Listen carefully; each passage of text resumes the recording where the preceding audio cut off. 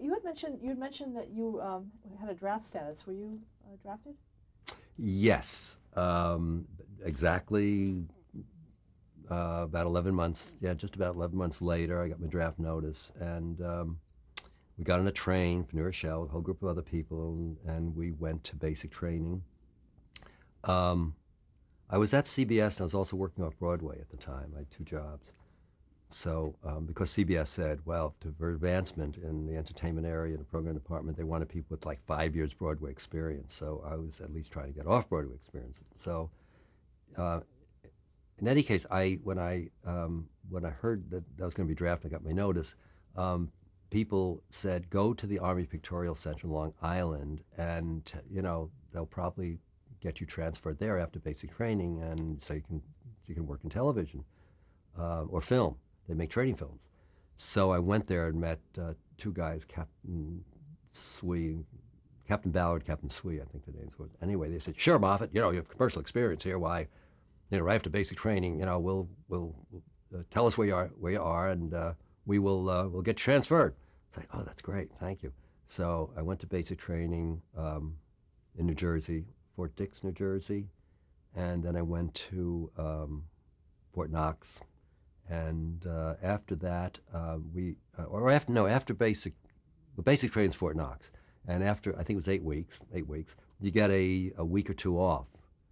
I think it's 2 weeks off for your permanent assignment, and so I went back and I told him at the PIC Center where I was going to be in my assignment, and it was Fort Gordon, Georgia. Okay. So I go to Fort Gordon, Georgia, and they're handing out assignments. I'm assigned to it's a Southeastern Signal, so I said, okay, fine, that's where they have television. And no, I didn't say that. I didn't know they had television. I was waiting for my assignment to be transferred back up to Army Pictorial Center. Instead, they put me into as a teacher, training to be at Morse code, because in the Boy Scouts I was pretty expert at Morse code. So I tested well in that somehow in basic training, and so that's where they were going to put me. And I said, no, I'm supposed to go to Fort Lee, New Jersey, or I was going to the Army Pictorial Center, Long Island. So they said, no, you're not. You're going this. So in any case, I called the Army Pictorial Center, and they said, we screwed up, Moffitt. We'll have you transferred right away. So they called me in a few days later, and they said, we're transferring you. I said, oh, great. We're transferring you to our television branch. We have our own. We're not going to send you up to First Army. We'll keep you here. We need good people here. So I went into this little chicken kind of shack operation where they did cheap training films. They had television cameras, but they'd record them on Kinneys. And then the Kinneys would be used in the classrooms because they figured that they would be outdated within a year. They were electronic stuff and signal course kind of stuff. So so I was stuck there. And the good news was that right after I got assigned there, they got $1 million grant to improve and build the television branch. So I actually got to write training films and direct. For the first time, I actually got, at the government's expense, I got to direct. So I did that for like 2 years. And I ended up the assistant broadcast supervisor as a Spec 3, which is like a corporal rating. And I actually was directing, and I had my TD was an airborne master sergeant. Got assigned there. God knows how he got assigned there. And the one funny thing about this was so true of the Army and so many other aspects is I had one cameraman who never would listen to me when I would say pan right or pan left or anything. So, he's deaf. And I said, what? Well, why is he still in the Army? Well, there's another guy in my basic training company who couldn't see, and it took 8 weeks for him to get out. And he couldn't see. He was like basically blind, legally blind. So this guy couldn't hear. He wasn't totally deaf, but he couldn't hear me. So the Army had a great way to fix that, the major who ran this branch. He became my audio man. And by being in an audio booth, he could raise the level of the sound as loud as he wanted, and we could barely hear it through the door. And so he actually did the audio mixing, and it worked out. But that was the Army. When were you discharged? I went in 56, summer of 56, came out summer of 58. Where'd you go from there? Well, I tried to get a job at the Army Pictorial Center where I never, and they interviewed me and they said, well, Moffitt, we have a waiting list, but we'll put you on the waiting list. And, never. So that was my last encounter with them. And I went back to CBS. And with all the experience I had, they just said, well, you go back to your old job, which at the time was mounting teleops and strips, doing this thing, Telop King. So I went back to that. And then I did get a promotion to schedule associate directors and stage managers. One of them was a guy named Joe Paparovsky, better known as Joe Pap, changed his name to Joe Pap. And he has just started the New York Shakespeare Festival. And so I had a summer vacation coming up. And I said, so Joe, can I work with you on the festival? He said, oh, sure, you can be my assistant, come on, it'd be great. So actually, when I got there, he said, I need someone to run props. So you're running props for the festival. And running props means anything that went on stage, braziers and flaming trunks and every kind of thing. And I had a little department of 3. And so I had and then after my vacation, I stayed on for the rest of the summer. So I'd work by day. I'd come up, have a sandwich and a beer, try to rest for a few minutes or an hour, and then I'd run the show till whatever time, 8, 9, 10, 11 at night. And so I had 2 jobs. I almost always had 2 jobs. They had a daytime at CBS and a nighttime off Broadway or at the festival. What was it like working with Joseph Papp? Joe was, what I remember about Joe is when he would get dressed up, he wore a Bloomingdale's white suit. It looked just really neat.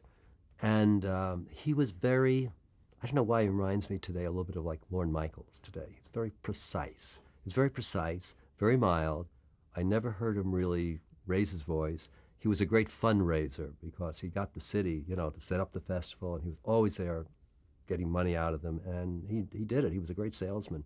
And also, it was amazing, free Shakespeare for the masses. That's what he did. And the one little thing that I did with him was when I was running props one night. It was Henry V, and there's a flaming trunk that has to be brought in, which is a symbol of the defeat of the army. And this titanium tetrachloride had to be poured on it every night. And during rehearsals, which is outdoors, I would put titanium tetrachloride on it, which would smoke, and I'd say, okay, carry it out. And they'd take it out and then hand to guys, I would bring it on stage. And every night in rehearsal, there was not enough smoke. And Joe kept saying, at our meeting afterwards, notes, and always very calm, he said, John, there's not enough smoke. Finally, I think in the last dress rehearsal, it was the preview, it was the last dress rehearsal, John, I keep telling you, every night, there's not enough smoke. I want more smoke. I want to see smoke in that thing. So I got carried away in the night of the first show. I poured the hell out of it. I think I poured it was a little container like that, poured the whole thing in there, and there was no breeze that night. So they get out on stage, and they bring this trunk out on stage, and it starts smoking and smoking, and now it's going into the audience, and the audience is coughing, and people are laughing, and they're carrying on stage, and finally it clears. So I'm like underneath, coming up, I hear this noise, I look up and I say, oh my God, what have I done? So I thought again that now that's it for me, or I'm going to get really read out by Joe. So that night after the first show, he gives notes as usual. He goes around. I'm waiting for him to, get on my case. And he said, so that's it, everybody. Have a great tomorrow night. Oh, and John, he said, not as much smoke tomorrow night. And everybody laughed. It was just so. But Joe he was great. I mean, he was just a brilliant guy and did a wonderful thing for New York. Now you were doing this and working at CBS at the same time. Yeah, I was scheduling ADs and stage managers, and then I was also doing operations logs, which was how the whole program day gets done in operations department, and all the time looking for a production assistant job on a show.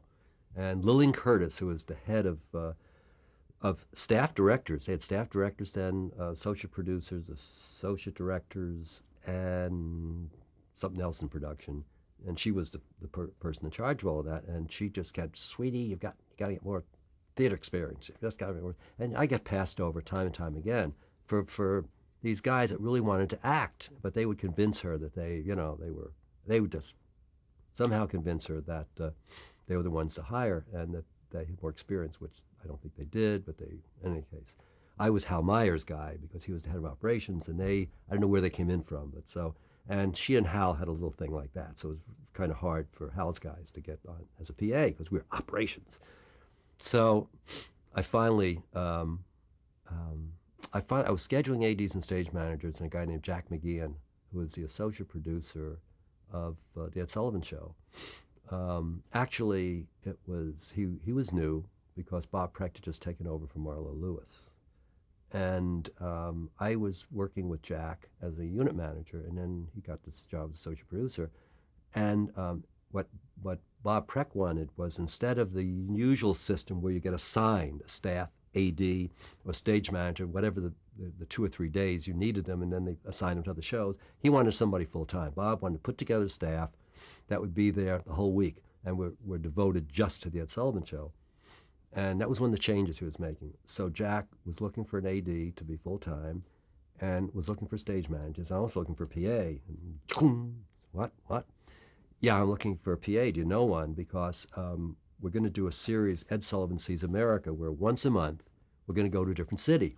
So Betty Stein, who is like the most famous, the lead PA at the time, she would be doing that once a month and prepping and editing, doing that stuff.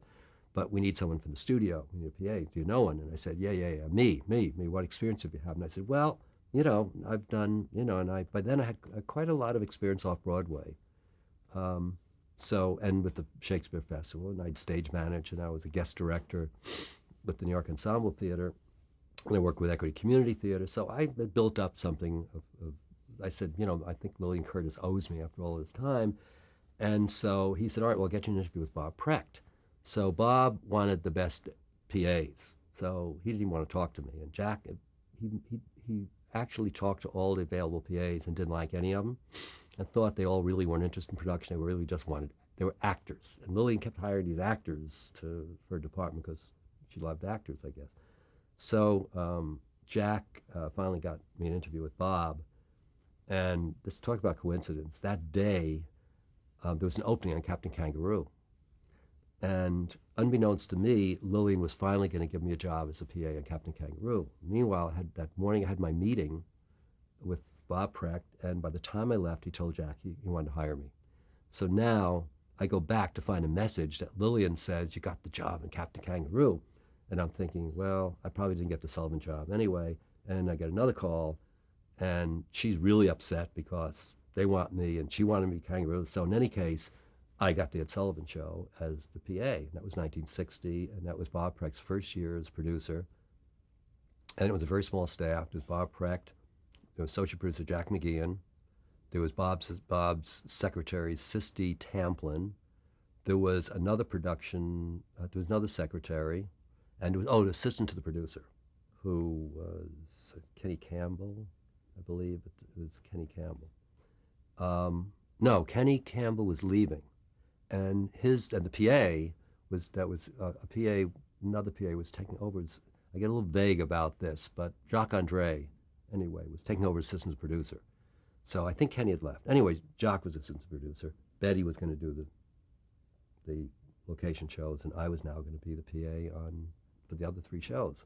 So that was how I got onto the Ed Sullivan Show, 1960. Now, had you been watching it regularly before? Well, when I was a kid, it was 23 years it was on. It started in 1949. So yeah, I'd watch it. I had no idea that I'd ever ended up working on the show, much less directing it. So, everybody watched the Ed Sullivan Show.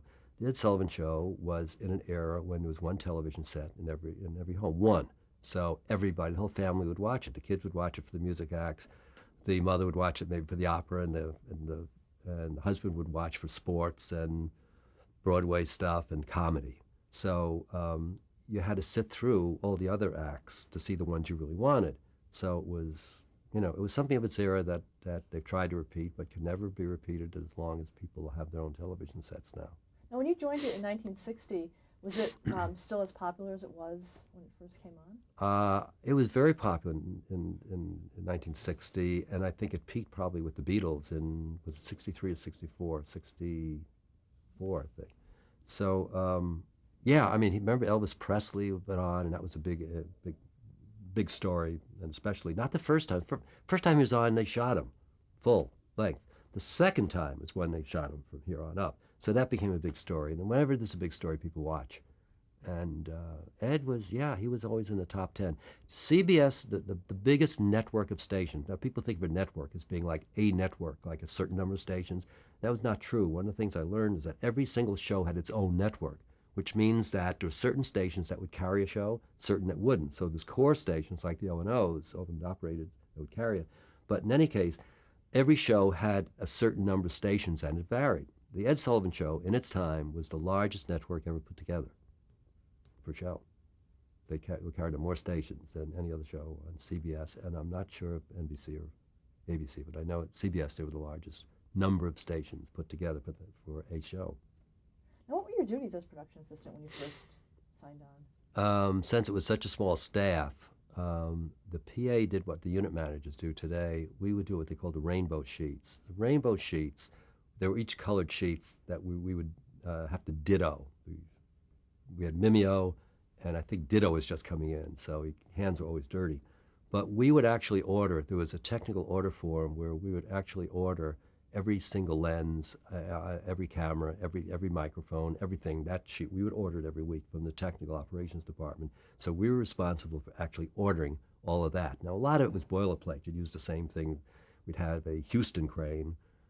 Later there were Chapmans, but the Houston cranes, we would have certain boom microphones, certain, everything, and two booms. Anyway, it was all basically laid out, but it would vary from show to show depending on the size of a band. Like if we had Henry Mancini orchestra on stage with 40 pieces, that'd be a lot of extra mics. So we did that. Actually, we would consult with the audio man, and the audio guy would tell us what he needed, but I would do that. And then also costumes and wardrobe. We'd have anything we needed from wardrobe department or costumes, and that would go on that sheet. Sets, props, costumes. Sets was a sheet by itself. Sets, props, and costumes for that day. There was rehearsal schedules.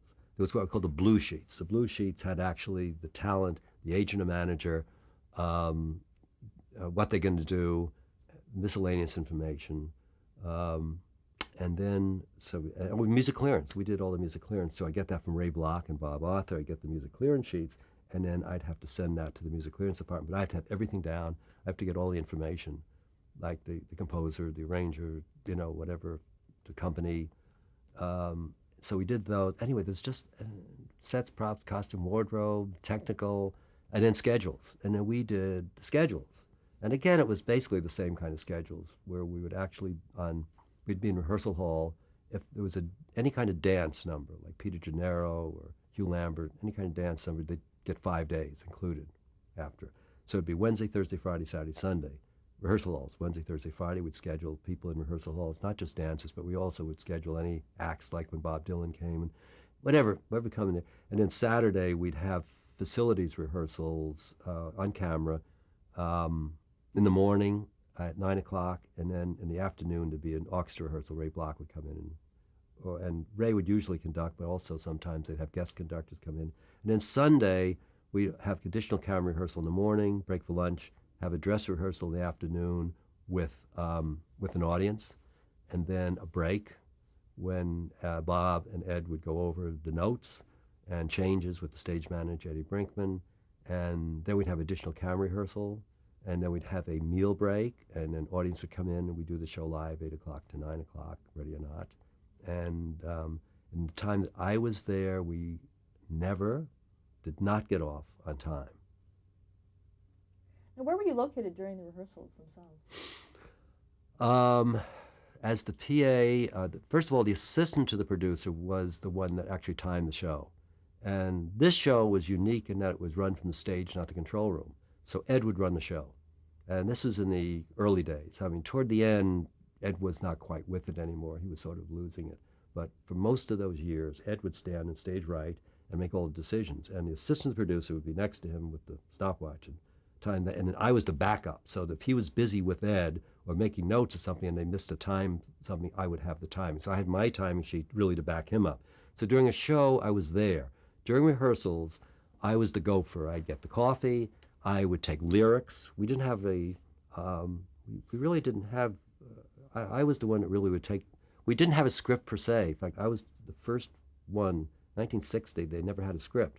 They had like lyric sheets, and they had commercials, and it was sort of, they just had a rundown. and that was it. So I started putting together actual scripts, and I got the production secretary to take down stuff, and sometimes I had to take down lyrics in the rehearsal hall. So I would show up at the rehearsal hall, make sure everybody got there in time. If they didn't, I'd start calling people, and I time at the acts, and I would take notes and get the coffee. It was a very important part of the job was getting the coffee. So I was in the rehearsal hall, and during rehearsals, I was in the control room when we're just rehearsing because Ed wasn't there. Ed didn't come in until dress rehearsal. So I was in the control room, sitting again, taking notes, getting coffee, doing that kind of stuff. And what about on airtime? Where were you? Next to, it was Ed off stage right. Then it was Jacques Andre or the lady Kim Campbell came back, the assistant producer, and then the PA. And I'd be hiding sort of back of the set. And Ed at one point, though I had my run-in with Ed earlier, didn't know where I was and kept seeing, all of a sudden he saw me pop out. And at one time he introduced me. So embarrassed, said, "So I want you to meet the shyest, most bashful person on our show, our PA, John Moffitt, and he's hiding back there. Come on out, John." And he made me come out, and there was applause from the audience. I went back in. Ed didn't know where I was, and finally discovered me one day that that's where I was. But I really wasn't to deal with him. I was to deal with the assistant producer strictly. I was not supposed to talk to Ed. And what would you be doing back there? Timing. We had a timing sheet, which we did, back timing everything, and my principal job was I was responsible that if the assistant producer lost the time, I had to time it. And timing was really important because we would cut as we go along to make sure that we got off on time. And Ed would make those decisions, except in the last 3 years. Last 3 years, they were made for him, basically. But Ed would, one of the strange things Ed was, there's a lot of stories about Ed, but one was that when Bob Preck took over, he noticed that after every commercial, instead of looking at camera, Ed was looking over here. And I turned the camera and said, "So Ed, why are you always looking over there?" And he said, "Well, so I know I'm on, because there's a monitor over there and I can see my face." And then I turned. Bob said, "But Ed, the red light. The red light." He said, "What's that?" And he bring, "Oh, you mean when that red light goes on? That's what that is. Oh, that's what it does. When the red light goes on, I'm on. Oh, I'm glad you told me, Bob. Thank you." Next week, same thing. He was like that. Ed, for some reason, could never get it in his head to trust the red light. He would not trust the red light. So in those days, they finally had some small black and white television sets. So somebody came up with the scheme, TD, I guess, when Bob consulted with him, to hang this little camera right under the lens. So that now, instead of looking over there, Ed never, ever, ever looked at the red light. Till the day he died, he looked at that little monitor and saw himself, and then he talked. So Ed was a character. Remember the first time you met him? Yes. It was not a very pleasant thing. I mean, Ed couldn't have been nicer to me, Ed or Bob, ultimately. But the first time I was supposed to be a PA in the studios, but they found they needed more bodies on the road, on these shows. So the first one in San Francisco, they were shorthanded. So the second one, which was Chicago, they sent me as the film researcher and film coordinator. I worked with the art director on film and stills, putting together these little packages that would give the feeling, background in Chicago.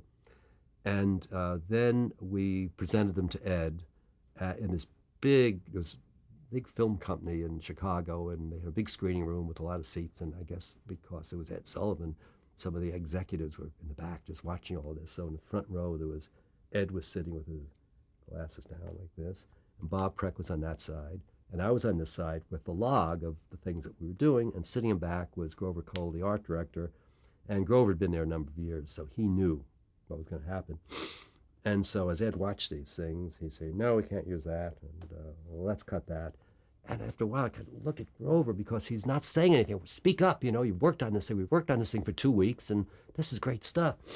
And Grover was going like this. He just sort of, little by little, he'd sink down in the seat. And I finally, at one point, there was a picture of Chicago. There was a traffic jam before there were cars that showed, horse-drawn buggies and stuff. The traffic jam that showed the growth of Chicago from, I guess, the Chicago Fire to the World's Fair. And it was a transition. So I said, "Oh." And Bob leaned forward and said, "What is it, John?" I said, "Well, this is really important because it gives a feeling of the transition of Chicago. It gives you the feeling of it." And Ed leaned forward and said, "How would you like the feeling of a hemorrhage?" to me. Now there's absolute silence because it was like silent. And then Ed turned again and said, "No, John, we just don't have time for it." Went on. So, okay, that was really the first. I think I was introduced to him at one point, but it was like, that. But this is my first time he really recognized me. And so now, another day or two, and Ed was at 3 or 4 in the morning. We're in this huge stage at WBBM Chicago, and in the middle of this empty stage is a little desk and a monitor and a microphone, and Ed, and he's doing voiceovers, the final voiceovers for things. And something had been lost, and so time had gone by, and instead of being out at midnight, it's now like 3 in the morning, and Ed's irritable, and he's sitting there, and he's doing this sports thing about boxing in Chicago, famous boxing matches, and I put it together. Nobody told me what to do, so I put together chronologically all these boxing matches. But Ed was talking more about whoever the boxer was and his career, and it was out of sequence, and she's going along. What's that? Hold on, stop. What's that? And why is that? Why is that there? I'm not talking about that. And who did that? Moffitt did. Have him go out here. So it's a big empty, and I remember the footsteps going clunk, clunk, clunk, clunk, clunk, clunk. It was this huge empty stage, and he was at 3 in the morning, got a terrible look on his face, and he brings him to stage manager, turns and walks away, and I'm standing there like before an inquisition. I'm standing there, and Ed's glowering and saying, "What the are you doing that?" And I said, well, nobody told me what to do, so I did chronologically. And he said, "You didn't see my copy?" I said, "No, sir, no, nobody told me my copy." "Well," and he said, "All right, well, fix it." I said, "Yes, sir." Clunk, clunk, clunk. I go back in the control room now. Nobody wants to talk to me. They're all turned away, except Bob Preck came over and said, "John, Ed shouldn't have talked to you that way. I'm terribly sorry. I'll talk to him about it." So, okay, so now I've had 2 run-ins with Ed my first week. And 4 o'clock or so, we finish, and Ed walks into the control room, walks right over to me and says, "So, John, can I give you a ride to your hotel?" And that was his way of apologizing. He couldn't bring himself to say, "I'm sorry I yelled at you." And he said, "You sure I can?" "Yes, sir." "All right, well, good night." And I think that was the last time in all the years I worked for him that I ever had a crossword with him, or with me, I should say. Was he pretty hands-on for the whole show? In terms of Ed would come. What Ed would do was book the show. Ed would go around. First of all, he had people go to Europe every summer, Jack Babb, and then later Vince Calandra. They go to Europe, and he had stringers who would bring stuff to him. And then they have a big meeting before the first show, well before the first show, to go over what they found and book the show. And of course, the top of the show, the people that were the biggest stars, the most money, they try to put down on the schedule, spread them out, and then they'd fill in as we went along. And sometimes we wouldn't book a lot of the acts till that last week. So Ed was very hands-on in the booking, and he had a great eye for talent. And basically, that's what he would do. He would book the show. He would come in for dress rehearsal. He'd sit and watch it and redo the show. He would put together a rundown for dress rehearsal. But then after dress rehearsal, sit on a stool with the stage manager, Bob Preck, and he'd look, and let's move this around, or we don't have time for that, or once in a while he'd actually lose an act because he just said that it's not working. But generally what he'd do is cut. Okay, let's stop there to change the tape. And good?